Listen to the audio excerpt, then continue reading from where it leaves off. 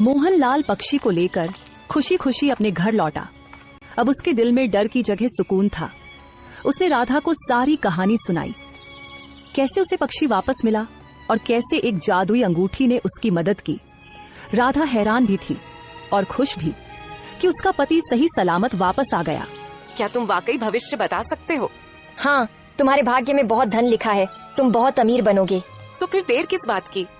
ढेर सारा सोना मेरे सामने प्रकट कर दो। अचानक आकाश से रंग बिरंगी किरणें जमीन पर उतरने लगीं, जो बहुत सारे मदराओं के ढेर की तरह चमक रही थी। रोशनी की चमक में मदराओं का वह ढेर जादुई खजाने जैसा दिख रहा था। कुछ ही समय में मोहनलाल पूरे गांव का सबसे ज्यादा धनी और सम्मानित व्यक्ति बन चुका था। उसकी झोपड़ी अब एक सुंदर और प्यारा सा घर बन चुकी थी, जिसमें खुशहाली और शांति की रोशनी छाई हुई थी।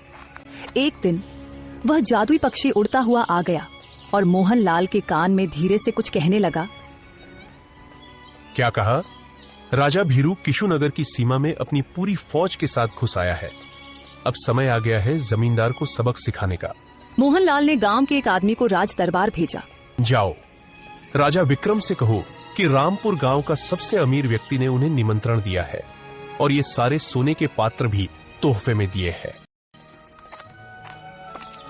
सेवक राजा विक्रम के दरबार में पहुंचा और सोने के पात्रों से भरी थाली उनके सामने रख दी। रामपुर गांव के सबसे धनवान व्यक्ति मोहनलाल ने आपको और मंत्री जी को आमंत्रित किया है। इतने सारे पात्र, हमने भी कभी इतनी बड़ी भीड़ नहीं देखी। महाराज, अब तो जाकर देखना ही पड़ेगा कि आखिर ये कौन है। राजा विक्रम मंत्री जगन्नाथ को साथ लेकर मोहनलाल के आलीशान घर पहुंच गया। उसकी आंखें हैरानी से चौड़ी हो गईं। मोहनलाल कुछ ही देर बाद अपनी पत्नी राधा के साथ वहां पहुंचा। अरे, तुम तो वही किसान हो जो कुछ समय पहले मेरे पास न्याय मांगने आए थे। और उस समय आपने मुझे न्याय नहीं दिया था। मुझे सब कुछ याद है। लेकिन यह कैसे संभव हुआ? रातों रात तुम्हारे पास इतना धन कहां से आ गया? क्षमा कीजिए महाराज, यह मैं आपको चाहकर भी नहीं बता सकता। हमें यहाँ फिर बुलाया क्यों गया है? तुम्हारे पास अब इतना वैभव है कि अकेले ही 10 जमींदारों को सबक सिखा सकते हो। हाँ, मंत्री ठीक कह रहे हो। बताओ मोहनलाल, तुम्हारा मकसद क्या है?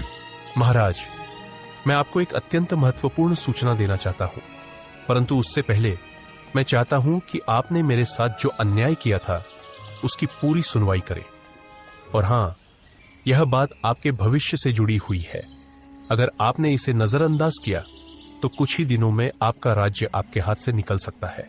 तुम क्या चाहते हो? साफ साफ कहो।